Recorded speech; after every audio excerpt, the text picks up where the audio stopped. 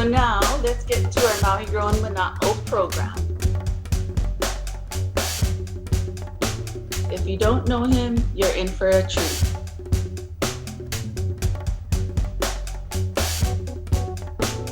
You'll be surprised at how much you will learn in just 20 minutes. And welcome back to Maui Grown Manaʻo. This presentation will provide you with information about using cannabis as part of an integrative health program.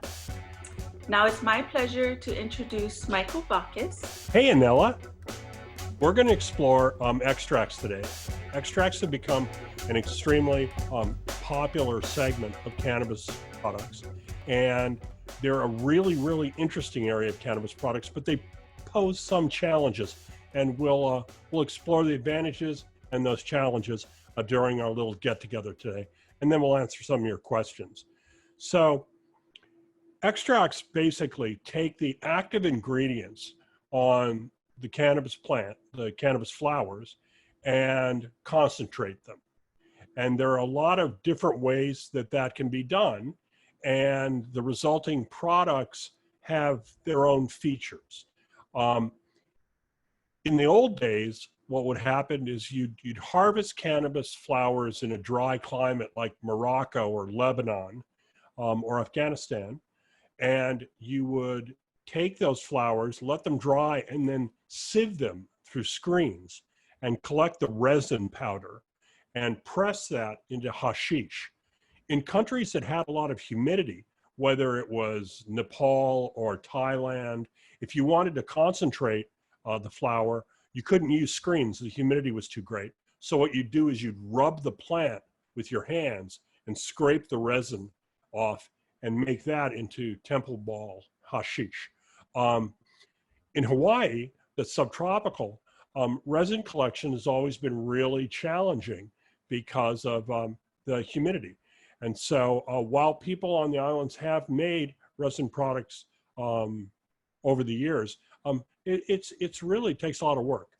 So what's happened is that technology has kind of come to the fore, and there are a lot of techniques now for gathering cannabis resin. The resin is made in the plant in specialized hairs called trichomes. And on the top of those hairs is a little wax pillow, the trichome gland head, that is filled with cannabinoids and essential oils called terpenes. So these cannabinoids and terpenes are responsible for most of the effects of cannabis. And so when you collect them and concentrate them, you concentrate the effects of the medicine produced within the plant. So you can gather the resin by sifting, you can gather it by rubbing, but also you can use non-mechanical methods to get it. But one mechanical method became really popular in the beginning in the 1980s in Holland, and that was the gathering of water hash, which is just the trichome heads that have been basically torn off the plant through agitating it in cold water and making those gland heads really brittle. They come off, and then you sieve them through bags and collect that resin. That was the first modern concentrate, water hash, and it's still popular around the world. But in the interim, carbon dioxide gas as a liquid and hydrocarbons like butane and ethanol can be used to strip the resin off the plant and condense it into an extract. And so a lot of contemporary extracts are made with these high pressure liquid gas techniques. And, or in the case of ethanol, just literally washing ethanol over the plant, dissolving the trichomes, and then evaporating off the ethanol and keeping the oil that remains. So when we're extracting cannabis, what we're trying to do is we're trying to capture these fats and oils that contain the cannabinoids and terpenes that we're interested in as a medicine. And so today we have a range of extract products that are popular, and a whole bunch of them that are common in dispensaries. And so let's explore those a little bit. So as far as mechanical extraction goes, it's common to see both water hash and dry sift resin in dispensaries. Those are often just called water hash. They're also called keef. And these are basically just collected resin glands from the plant, usually sold as a powder. In the case of water hash, as kind of a waxy substance. The potency of these gets up to around 50 to 65% THCA by weight, and they're very potent, but they're not quite as pure as some of the solvent extracts that are out there, like CO2 oil or butane oil. For a long time, there was a big fuss about these hydrocarbon extracted oils with butane because they had solvent residues in them after manufacturing. But the technology has come along that none of the solvents used to extract cannabis these days remain in the finished product because, number one, the states demand that they be tested to be free of these residues. And two, the technology to make these extracts has progressed a long ways. So any solvent residues will be purged off before the product's made. So what are the range of products? We have hash, we have keef, we have live resin. Live resin's a really interesting product because how it's typically made is you take the crop while it's still living, hence the term live, chop it, flash freeze it, then take that frozen material and pack it into cloth socks and stick it into an extraction machine and then run solvent at low temperature and high pressure through the plant material. And that sucks off all the resin and it gives you crude cannabis resin, which can look buttery, and kind of like a yellowish fat. It can look very kind of relatively clear, and also you can adjust these machines now to pull off different fractions of what's in the plant and important as a medicine in stages, which means that we can pull the cannabinoids off as a group at one temperature and pressure, and we can pull the essential oils, the terpenes, off at another temperature and pressure and do two separate runs. And some groups, some dispensary groups like Maui Grown, what they'll do is they'll standardize their cannabinoid oil to a particular potency, let's say 65%, and then they'll add the terpenes from that crop back to the oil. What's interesting is what you'll see then standard cannabinoid content across the entire range of products, with the variation being the terpenes that are in those particular products and the effects that are associated with those terpenes in combination with the cannabinoids.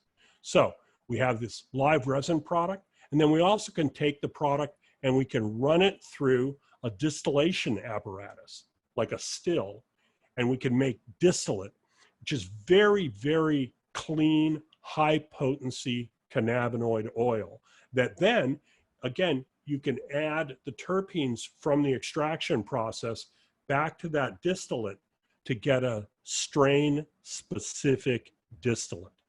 And what happens is you can put these things in a heating apparatus, whether it's a vape pen, whether it's a combination vaporizer that can vaporize both flower and oil products and concentrates. And what it does is it heats these products up to the point at which they boil, turn into a vapor, and can be inhaled in the lung. I attended a class earlier today that was given by the American Chemical Society on studying vaping and vaping safety. And there was a really interesting takeaway because the seminar was led by a professor from Portland State University. And what he's found is that low temperature vaping reduces exposure to breakdown products of terpenes and cannabinoids. Terpenes and cannabinoids are actually chemically highly related. And so when you heat them to really high temperatures, above temperatures that you'd normally use in smoking, what can happen is you can break these compounds, these extracts down into compounds that potentially can irritate lung tissue. And especially during a COVID epidemic, we want to reduce exposure to any vaping or combustion byproducts if we can. And the key is use the lowest temperature, meaning the lowest setting, on a vape pen or vaporization device you can to get your effect. Now that means that you're going to have more patience, because people have a tendency to jack the temperature on their vape pens up if they have an adjustable vape pen. You don't want to do that.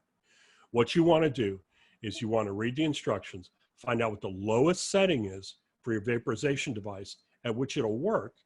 And what I recommend usually is somewhere around 390 degrees Fahrenheit, or the lowest color setting on your vape pen as the range at which you want to be vaping these products, okay? Now, you can also, a lot of people do this, take a syringe of an extract like a live resin or a distillate and add it to cannabis flower, and you can vape it or smoke it.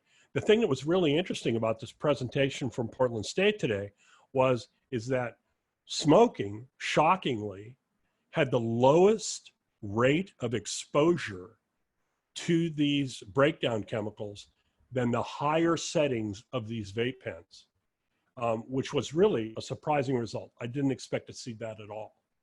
And so, again, the message today is this: if you're going to use these concentrates, and a lot of them are really terrific as far as their medicinal constituency, just use the lowest temperature possible, because that'll reduce the likelihood of any lung irritation. And if you've seen my classes before, you've heard me recommend this: find your minimum effective dose, okay? When lung health is really important, as it is right now, the key is you want to use the smallest dose possible to influence the symptoms that you're trying to address, all right? This is not a time to be going overboard. You want to maintain lung health as much as you can, and that's going to require a little bit of restraint when inhaling cannabis products. So if you're going to administer extracts, the key is, well, how do you find your dose? All right, well, the best way to find your dose is to do a little math and figure out how concentrated the cannabinoids are in the product you're using. Okay, so you know, if you've got a gram of live resin, right, and that live resin is 60% THC, well, that translates to 600 milligrams of THC in that product container. So, if you're going to take, a 6 milligram dose, that means you're going to take a 1/100th of a gram dose.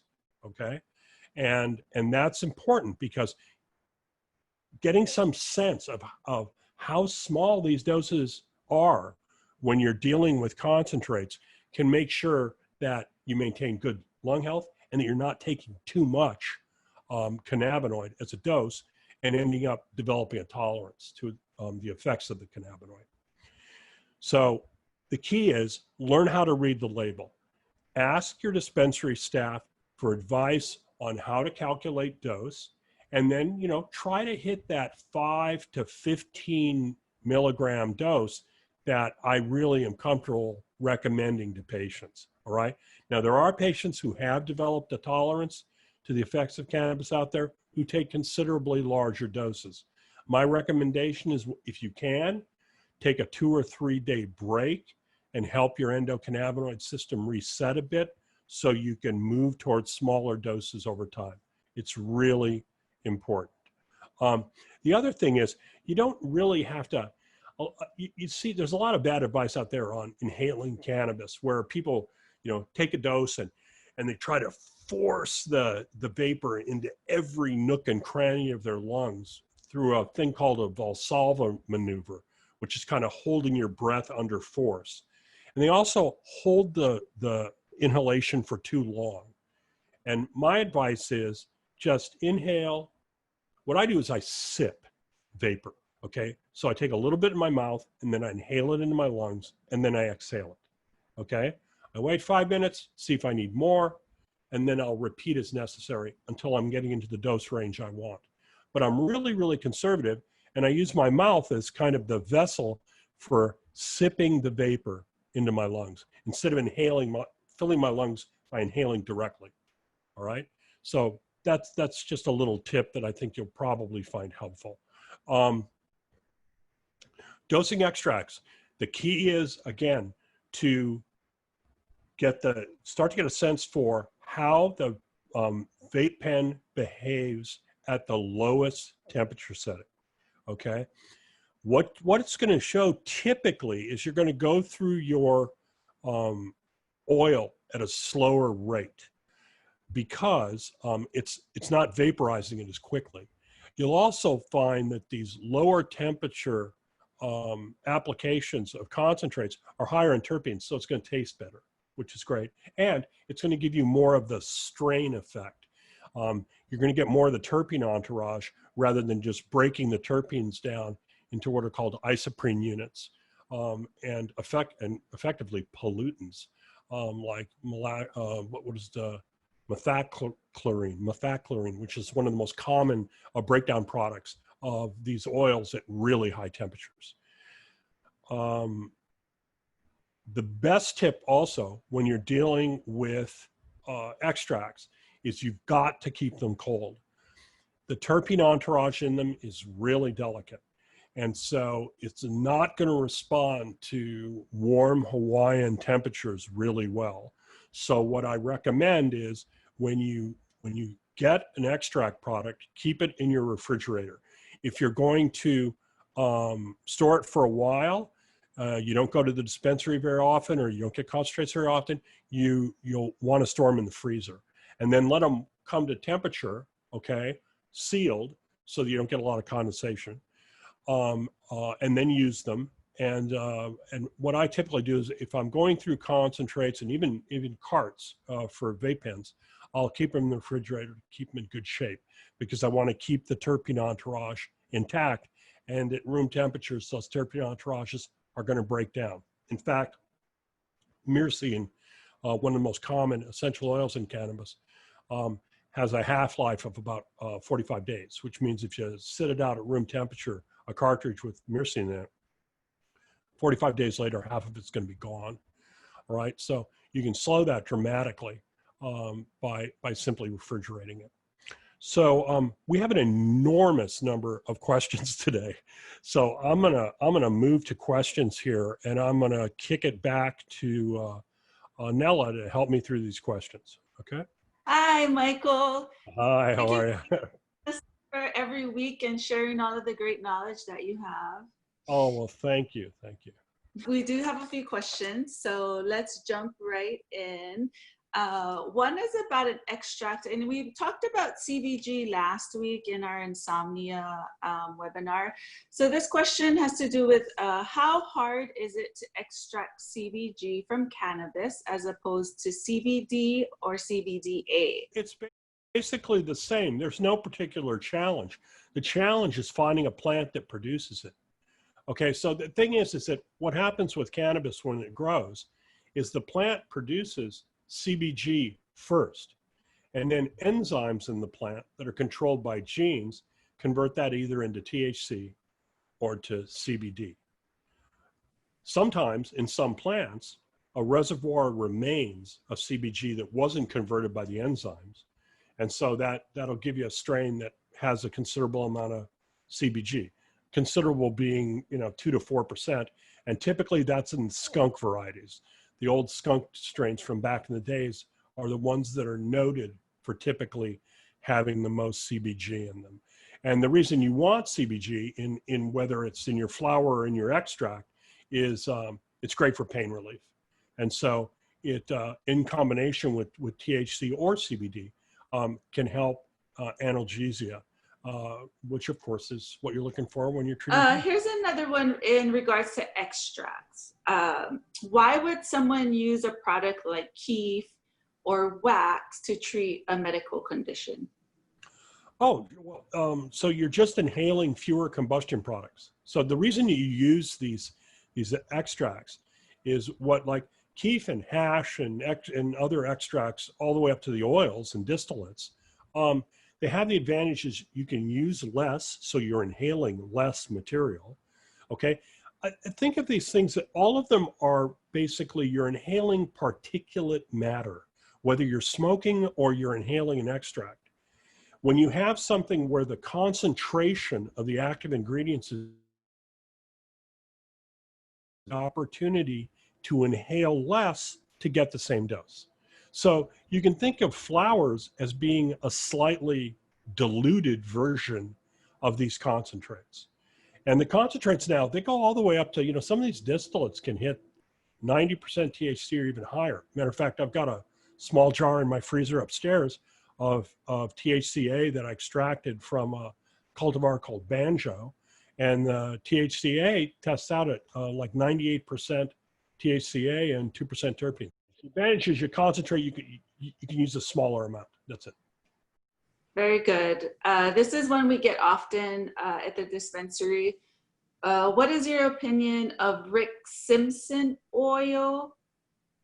And why doesn't Maui Grown Therapies sell this particular product?